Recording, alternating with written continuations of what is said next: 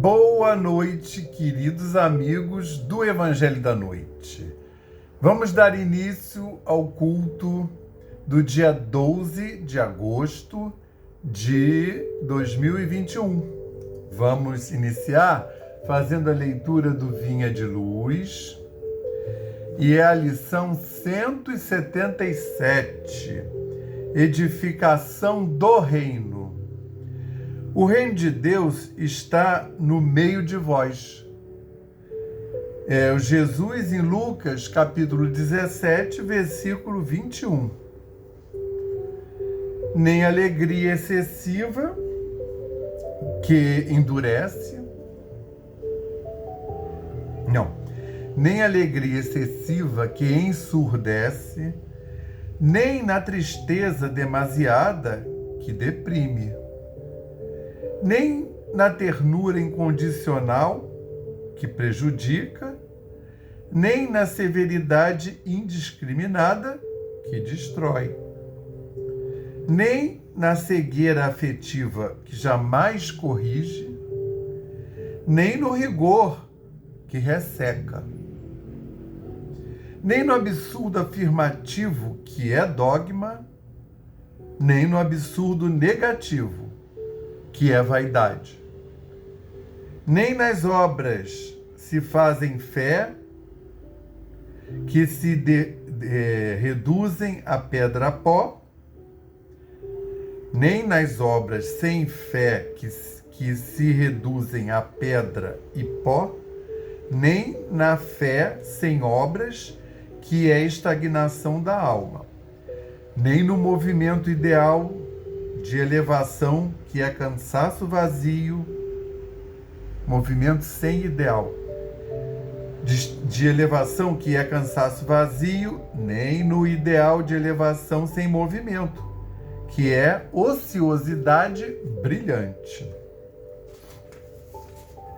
Nem cabeça excessivamente voltada para o firmamento, com a inteira despreocupação do valioso trabalho na terra, nem pés definitivamente chumbados no chão do planeta com integral esquecimento dos apelos do céu.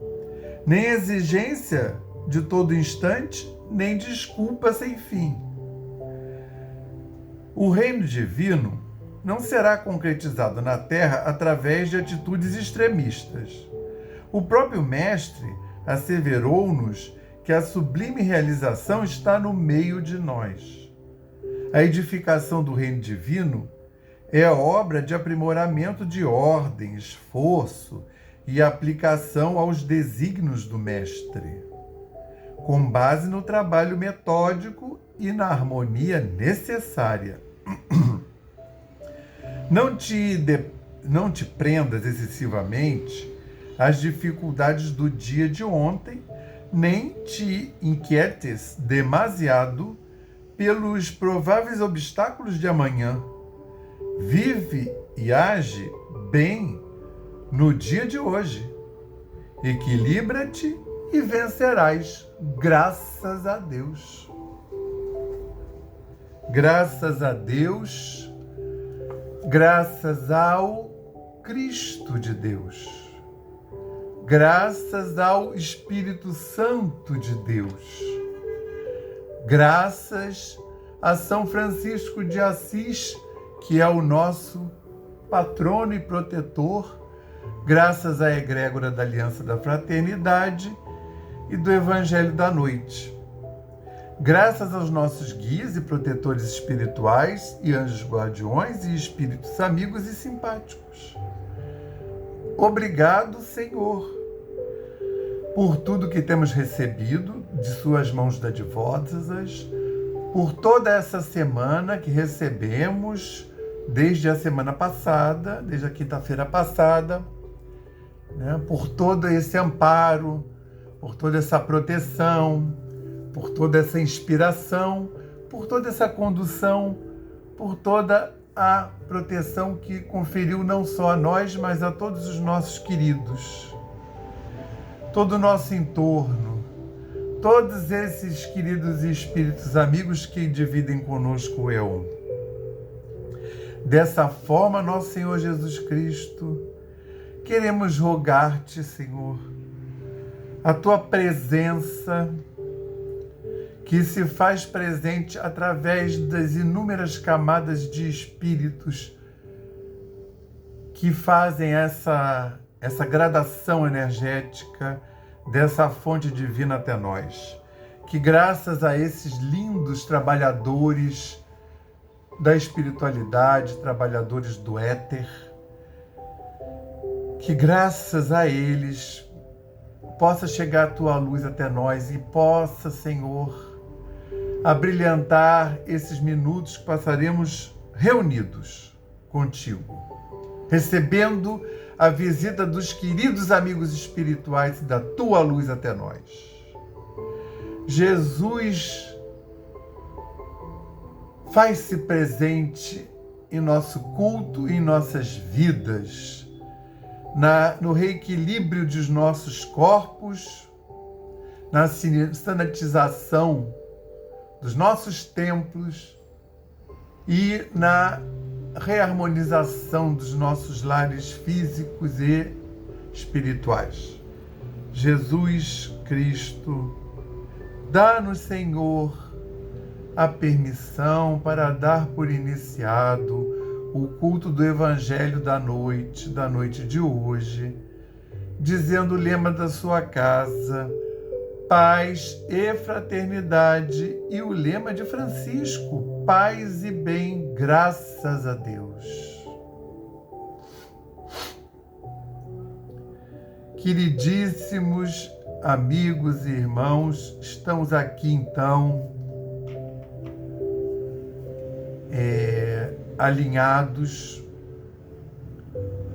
para darmos continuidade ao Evangelho de Mateus, que estamos no capítulo 26 e vamos hoje apreciar do versículo 47 ao 56, que Pastorino nomeou de prisão movimentada. Mas que prisão movimentada é essa, hein? Essa prisão do Cristo. Que olha quanta coisa acontece, né? Nessa prisão. Então, por Mateus, olha que coisa interessante. Vocês têm reparado que esses momentos agudos, os 4 evangelistas têm relatado, né? Então, já demonstra a importância, né? E a gente está começa estudando por Mateus, mas o estudo vai de forma tal que, às vezes, a gente pega os relatos dos outros evangelistas que relataram, porque esses relatos reunidos compõem um quadro que é a mensagem que se quer passar. Então, em Mateus 47 a 56, é assim que aparece. E ainda falando ele, eis que chegou Judas, um dos 12, e com ele grande grupo, com facões e paus, vindo dos principais sacerdotes e anciãos do povo. O que o entregaria dera a eles um sinal, dizendo, quem eu beijar é ele, prendei-o. E logo, aproximando-se de Jesus, disse, salve, mestre, e o beijou. E Jesus lhe disse, amigo, vieste para isso? Só aí já dava para cair para trás, né? Vieste para isso? Então, aproximando-se eles, puseram as mãos sobre Jesus e o prenderam. E eis um dos que estavam com Jesus, estendeu a mão e tirou o seu facão e feriu o servo do sumo sacerdote e decepou-lhe a orelha. Então disse-lhe Jesus, repõe teu facão no lugar dele, pois todos os que pegam o facão morrerão pelo facão. Ou pensas que não posso chamar meu pai, que me porá à disposição agora mais de 12 legiões de mensageiros. Como, pois, se cumprirão as Escrituras que dizem devem acontecer assim? Naquela hora, disse Jesus ao grupo: como sobre um salteador saístes com facões e paus para prender-me? Cada dia eu me sentava no templo ensinando e não me agarrastes. Mas tudo isso aconteceu para que se cumprissem as escrituras dos profetas. Deixando-o, então, todos os discípulos fugiram. Esse é o relato de Mateus. Os relatos, eles não são, mais uma vez, como na outra vez, eles têm o núcleo que se repete, mas cada um foi acrescentando coisas, né? Então, mas vamos aqui ver o que o Mateus nos relatou. Ele está dizendo para a gente que Jesus estava lá, ainda falando ele, aí chega o Judas. E aí, um dos 12, e com ele grande grupo, com facões e paus vindo dos principais sacerdotes e anciãos do povo. É a isso que ele se refere lá no final, no penúltimo versículo. Ele está indignado. Vocês acreditam que eu acabei de perder o negócio? Vamos ver aqui. Prisão movimentada. Aí lá no penúltimo versículo, ele fala assim, no 55. Naquela hora, disse Jesus ao grupo, esse grupo aí do versículo 47, que chegou para prendê-lo: como um salteador saístes com facões e paus para prender-me? Assim, vocês saíram com facões e paus para me prender, que eu nunca fiz ação violenta nenhuma, eu nunca tive nenhuma ocorrência de luta, de agressão, né? De violência mesmo, né? Aí ele lembra: a cada dia eu me sentava no templo ensinando e não me agarrastes. É isso que ele quer dizer, entendeu? Quando ele fala aí, lá no final, esse versículo, ele está se referindo a isso. E ainda falando Jesus estava pregando ainda para os discípulos: eis que chegou Judas, um dos 12, e com ele grande grupo, com facões e paus, vindo dos principais dos sacerdotes e anciãos do povo. Então, só aí você já vê que eles estavam pensando que eles iam enfrentar uma guerra, uma milícia, né? E não é nada disso que aconteceu. Na verdade, Jesus estava até esperando, né, por eles, né? E o que o entregaria dera a eles um sinal dizendo: quem eu beijar, ele prendei-o. E logo aproximando-se de Jesus, disse: salve, mestre, e o beijou. Aí ele beijou, e aí isso é uma coisa que os outros não vão narrar, né? E aí Jesus lhe disse: amigo, viestes para isso? Assim, assinalando que sabia o que estava acontecendo. Então a gente vai entrar agora na difícil e controversa missão de Judas. Então, assim, vamos lembrar, Judas, né, que até agora, até os dias de hoje, é tratado, até virou uma expressão, né, um Judas, né, que é um traidor. E vamos lembrar que o Judas foi um dos escolhidos, dos 12, como ele afirma aqui. Chegou Judas, um dos 12. Então ele está lembrando, isso Mateus, que era um dos 12 escolhidos. Então, assim, não era uma pessoa do mal, opositora. Ele estava encarnando o papel de opositor. né? Até porque, como vai ser assentado várias vezes, isso tudo está acontecendo porque está, como é que chama? Dentro das escrituras antigas, que são sinais, que disse que era dessa forma que ia acontecer. Entendem? Então, o Judas, ele está encarnando uma missão, tá? Ele era um dos 12. Ele recebeu, mas assim, aceitou também essa missão, que é pesadíssima. Porque, para vocês terem uma ideia, até hoje, né, os irmãos menos esclarecidos ficam jogando uma carga vibratória negativa para Judas. Pensamos, e isso tudo é muito difícil de analisar, é iniciático, porque é difícil de entender, mas pensa bem, como ele para vocês terem uma ideia. Aí vai acontecendo, e o que não está dito em Mateus, mas é o Pedro, né? O Pedro vai lá e dá uma facada, corta a orelha do servo do ancião, dos principais do templo, do sumo sacerdote. E Jesus fala o quê? Repõe teu facão no lugar dele, pois todos os que pegam o facão morrerão pelo facão.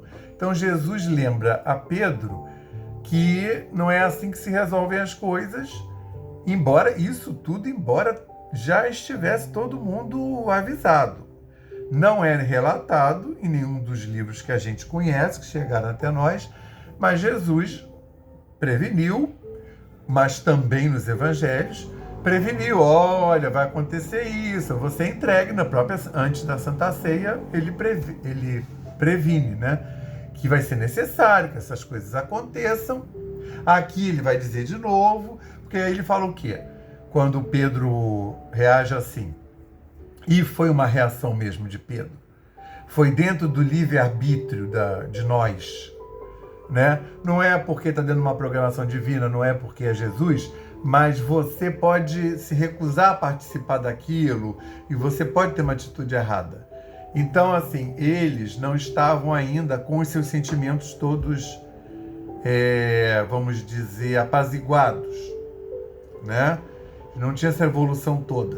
Pastorino até lembra que, por exemplo, não poderia ser Pedro no lugar de Judas, dada a essa verve, né, dele, muito emocional, muito impulsiva, entendeu? Então Judas era o discípulo talhado para isso, mas mesmo Judas, ele vai ter um momento de desatino. Quando ele for lá ver, e Jesus foi... Porque Judas vai entregar, mas dentro de uma programação que ele está com Cristo, e ele fala, mas fazei-o com cuidado. Tratar esse preso, né, com cuidado. Não aqui em Mateus não está relatado, mas está em um dos outros. E Judas, quando vê que o Jesus morreu, está lá pregado na cruz, ele se desespera e faz um retorno para a pátria espiritual, tá? Mas a gente vai lembrar que está dentro do evento, porque, por exemplo, esse retorno a gente não sabe como foi. Porque, por exemplo, não tem o enterro de Judas, não tem um relato claro do que aconteceu, vai ter lá em Atos dos Apóstolos, capítulo 1, no final do capítulo 1 do Atos dos Apóstolos, que Matias é eleito para compor os 12 no lugar de Judas. E lá diz que Judas se eviscerou numa planície. É claro que isso tem cara é uma maneira iniciática de falar, né? Então, exatamente o que aconteceu com Judas, né? Ele se matou. Em alguns lugares, ele se enforcou. Mas não tem esse relato claro. Porque, na realidade, ele cumpriu uma posição muito importante, né? Que é entregar o Cristo. Então, por exemplo, ele está dentro de uma programação divina. essa personalidade, Judas, personagem, certamente foi isolado magneticamente, de forma que todo mundo que joga carga negativa não vai para a individualidade Judas, né? Senão o Judas, coitado, não ia sair lá da posição dele, da evolução dele até hoje, ele ia estar recebendo 24 horas cargas negativas por causa dessa ação, né? Mesmo involuntariamente, o irmão inadvertido que lê isso joga uma vibração negativa para Judas. Então essa personalidade está isolada e essa energia ruim que é jogada para essa personalidade, ela deve ser transmutada e encaminhada, né? A individualidade Judas, ele teve uma outra meio de ascensão e seguiu lá o caminho dele, né? É uma contabilidade energética complicada. Eu não me disporia, não tenho cabedal para fazer esse tipo de estudo, né? Sobre, né, a trajetória espiritual de Judas após o desprendimento dele do espírito de Judas, desprendimento dessa individualidade. Então, mas certamente, aí como é que a gente até sabe disso, né? É o único, Mateus é o único que relata isso. Olha, aí ele fala, amigo, o Judas o entregou, e ele fala, amigo, viestes para isso. Entende? Não é uma pergunta, é uma exclamação. Então ele está lembrando, porque Pastorino relata que Judas recebeu um impacto vibracional, ele chegou quase a titubear, né, de fazer essa entrega, que esse negócio de beijar, eles quando se encontravam, eles se beijavam mesmo. Então não foi nada excepcional. O combinado é que ele ia fazer isso com o primeiro que ele beijasse, que seria o mestre. E ele falou, mestre, né? Salve, mestre. Aí entregou. Mas veja bem, ele tanto ele titubeou que Jesus lhe disse, amigo, viestes para isso. E aí também assinala o seguinte, se ele veio para isso, a missão dele acabou. Então, assim, essa passagem que ele faz depois, né? Se foi realmente um suicídio, não sei. Porque você vê que não tem nenhum registro de nenhum outro apóstolo falando mal. Poxa, que traíra, né? Poxa vida, né? E você vê, ele chega e entrega, né? Tá todo mundo vendo que ele entregou. Nenhum dos outros apóstolos vai em cima dele. Nem o Pedro, que arrancou a orelha do guarda do sumo sacerdote. Entendeu? Que Jesus colocou no lugar, né? Que não está narrado em Mateus, mas está em João, né? Então, você vê que não era para ter cortado a orelha do cara, né? E Jesus lembra, não é assim que faz, né? O João é o único que conta que a orelha foi restituída para o cara. Aí vem uma outra observação minha, não vejo ninguém, não tem isso em estudo nenhum. Aí o cara põe a orelha no lugar, recompõe e tudo prossegue, entendeu? Os soldados não foram demovidos da ideia, falando, nossa, que ele fez um milagre, então eu acho que ele realmente é quem ele diz que é. Passa em branco. Passa batido. Aí eu penso, e aí Jesus relembra a Pedro, né? Depois que ele corta. Ou pensas que não posso chamar meu pai, que me porá à disposição agora mais de 12 legiões de mensageiros. Cada legião tinha 6.000 guardas. 12 legiões seriam 72.000 mensageiros. Então, esse número está todo fechado em iniciático. Primeiro, 12 legiões. né? 12, esse número do avatar, né? Que é 3 vezes 4, que é 4 vezes 3, que é a espiritualidade, missão cumprida espiritual e material, que daria 12 vezes 6, 1000, né? 12 legiões, cada uma com 6.000 guardas, daria 72.000, 72 reduzindo dá 9, que é um número de completude espiritual. Mas ele disse que ele era filho de Deus, ele não precisava de defesa dos homens, como aliás é até hoje. Como, pois, aí ele pergunta para Pedro, como, pois, se cumprirão as escrituras que dizem deve acontecer assim?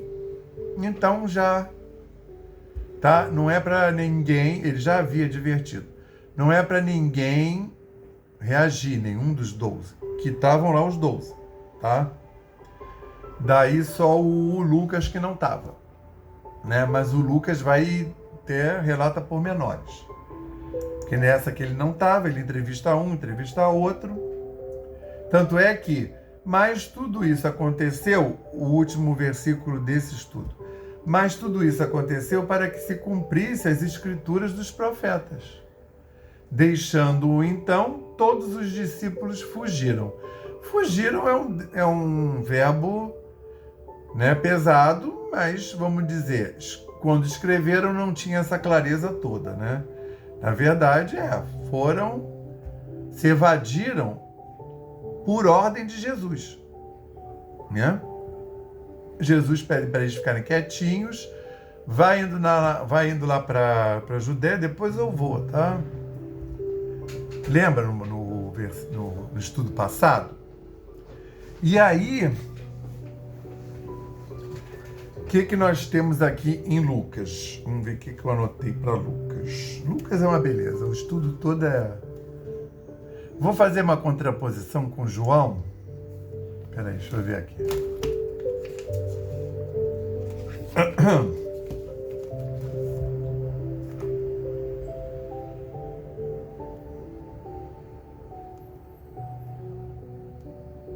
É em Lucas que fala, né?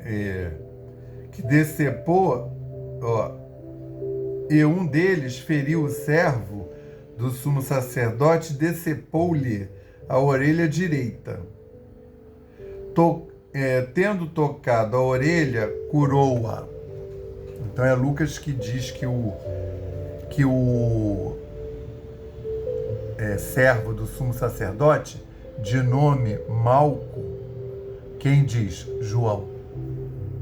De nome Malco. Então, esse estudo no futuro ele vai avançar, porque tem vários elementos que são ditos e que ninguém sabe interpretar. Uma deles é o nome do sumo sacerdote, do servo do sumo sacerdote, que só João que diz.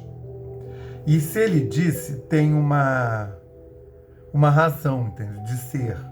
E aí, mas assim, a gente não sabe exatamente nem quem era o Malco e por que é dito o nome dele, entendeu? Então, assim, e tendo Simão Pedro um facão, tirou-o e feriu o servo do sumo sacerdote, decepando-lhe a orelha direita. Essa questão da orelha direita também, de ser a direita. Malco era o nome do servo, isso em João.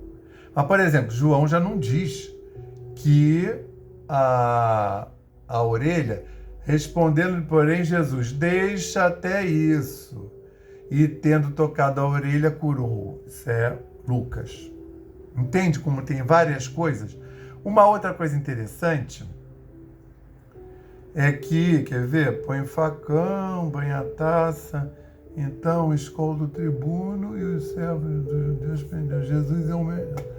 Há um outro relato que aparece em Marcos, é o de uma pessoa que estava vendo um garoto, né? E respondendo, Marcos agora, e respondendo, Jesus disse: como sobre um salteador saístes com facões e paus para prender-me?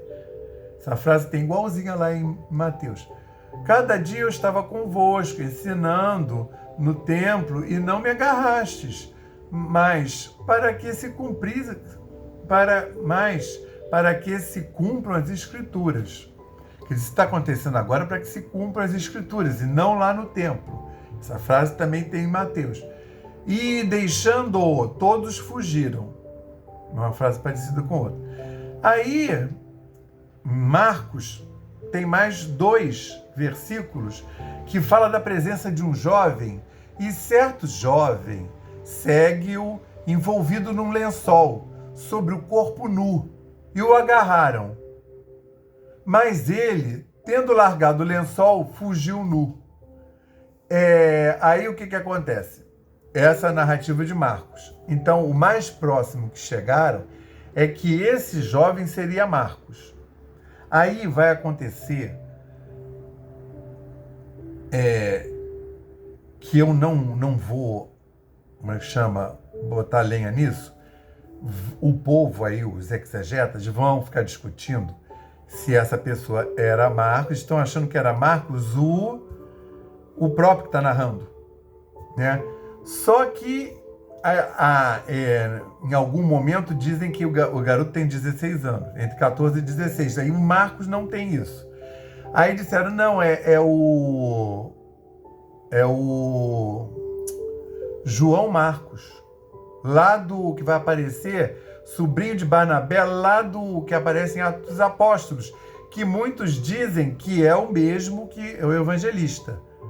Mas eu acho que não, porque o Flávio Joséfo, que é um historiador lá do início do cristianismo, dos primeiros séculos, então ele pegou muita coisa sem ter ainda Igreja Católica, cisma, né, dos evangélicos, sem ter essa história sido... Ele diz que não. Ele diz que o evangelista Marcos é uma pessoa e que o sobrinho de Barnabé, que em alguns lugares aparece com primo, é João Marcos. O sobrinho de Barnabé, de repente, até poderia ser o João Marcos, porque o sobrinho de Barnabé era um jovem bem novo, que depois vai dar até problema lá, né, quando eles começam a fazer pregação, a viajar. Vai ter até um problema lá com Paulo, né? E era um garoto mesmo, era bem novo. E o evangelista, né, que me consta, não tinha 16 anos, né?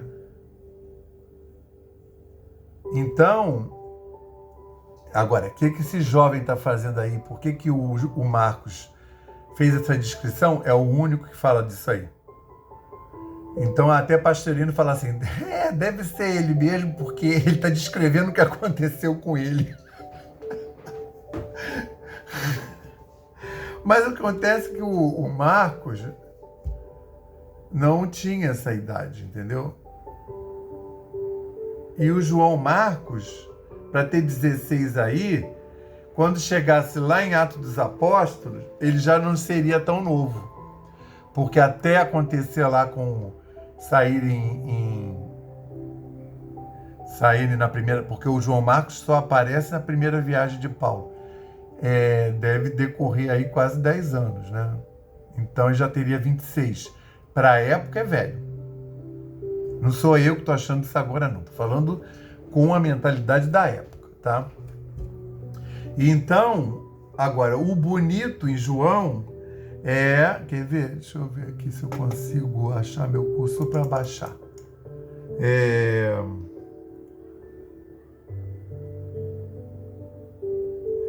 É que em João é que Jesus diz a frase, né? Ele fala assim, quem vocês... Porque o João é um relato diferente, né? Aí ele fala, quem vocês estão procurando? É o Jesus o Nazireu. Quando, porém, lhes disse, sou eu, afastaram-se para trás e caíram no chão. O impacto dessa informação ele chega, em João, ele chega e pergunta para o grupo: quem vocês estão procurando? Aí, o Jesus, o Nazareno, sou eu. E aí disse que eles sofrem o impacto, isso João, o impacto energético que chegaram até a cair alguns, né? Aí, de novo, então, Jesus perguntou: quem procurais? Eles disseram: Jesus, o Nazoreu. Respondeu Jesus: disse-vos que sou eu. Se então me procurais, deixai estes irem. Os apóstolos, né? E aí, para que se cumprisse a palavra que dissera: os que me destes, está falando com Deus, não perdi nenhum deles. E aí que a gente fica sabendo que mesmo Judas não se perdeu. Para que se cumprisse a palavra que dissera: os que me destes, não perdi nenhum deles. Porque em final de João, ele faz uma oração na qual ele diz que conduziu a humanidade toda direitinho e que todos chegaram salvos dentro dos seus mistérios, das suas missões a cumprir, tá? Então, é exatamente isso, né, essa beleza que a gente está estudando hoje. E agora nós vamos sentar relaxadamente, pensar no santo da nossa devoção, no nosso guia, no nosso mentor. Eu indicaria Francisco de Assis, que é o nosso padroeiro lá da Aliança da Fraternidade, né, do nosso patrono. Mas vocês são livres para pensarem que vocês inclusive, vão receber mesmo, que quem traz, por exemplo, o nosso patrono, Francisco de Assis, está a anos-luz de distância da gente. Quem traz a luz dele até nós são os espíritos que trabalham na falange de Francisco de Assis, nessa vibração, nessa faixa vibracional de Francisco de Assis. E eles que trazem até nós essa energia maravilhosa. E às vezes vêm, dão um passe direto, às vezes eles entregam para o nosso mentor, o nosso guia, o nosso anjo protetor, para ele nos refazer. Então a gente vai sentar bem relaxadamente e seguir aqui o mantra que eu vou falar, e vocês vão, concentrados, imaginar a energia vindo do alto e perpassando todos os nossos corpos, reharmonizando e sanitizando. Elevemos mais uma vez os nossos pensamentos ao Pai e confiemos. Nós pedimos ao Cristo para que possam os nossos amigos espirituais, juntamente com os protetores de cada um aqui presente, realizar através deste passe fluídico terápico o tratamento particularizado de acordo com as necessidades que cada um apresenta. Que seja suavemente depositado em nosso corpo fluídico, mental e físico o remédio advindo das camadas superiores da vida, tão bem preparados por corações amorosos para nos atender. Rogamos ainda que os benefícios deste passe se estendam aos nossos lares, envolvendo de forma carinhosa nossos familiares, parentes e amigos, proporcionando-lhes igualmente tratamento eficaz. Intimamente pedimos forças para desenvolver em nós coragem, discernimento, paciência e bom ânimo em nossa lida diária, nos colocando agora na posição de receptores abertos à boa influência do alto, alentando a nossa consciência de que somos seres oriundos e viventes no universo de Deus. Agradecemos a nossa coexistência com o nosso próximo e a atual reencarnação que nos colocou em contato com os elementos indispensáveis às nossas necessidades de evolução, rogando inspiração para que possamos aproveitar a oportunidade da mesma, para exercitar o perdão e a busca sincera pela harmonização íntima sem deixar de atender aos reclames da lei de progresso e evolução. Finalmente, pedimos equilíbrio moral e emocional, inspiração nos padrões do Evangelho para que possamos solucionar com os nossos esforços os problemas que nos envolvem, resignação positiva sem estagnação, compreensão para agir com amor-ação sem ser subserviente, proteção, forças para manter a vigilância e disposição para realizar a nossa reforma maior, graças a Deus. Graças a Deus, graças ao Cristo de Deus, graças ao Espírito Santo de Deus, graças ao nosso patrono Francisco de Assis, graças à egrégora do Evangelho da Noite e da Aliança da Fraternidade, graças aos nossos guias e protetores espirituais e espíritos guardiões e guardiãs, tanto faz, e aos nossos anjos da guarda. Jesus Cristo, obrigado por termos podido passar esses minutos reunidos contigo, recebendo a sua vibração e tendo essa vibração, Senhor, em nosso lar, sendo visitado pela equipe da egrégora do Evangelho da Noite, que vai poder, então, sanitizar os nossos lares, física e espiritualmente, vai encaminhar as energias menos ditosas e também todos aqueles irmãos que, porventura, tenham vindo parar em nosso lar, que eles possam, Senhor, ser encaminhados para os lugares adequados a cada um deles. Que eles possam ser envolvidos, abraçados e conduzidos para o seu destino espiritual, para as suas funções. Senhor Jesus, queremos te agradecer muitíssimo e pedir ainda que essa bola de luz continue a brindar a nossa semana, as nossas mentes, nossos corações e nossos diversos corpos.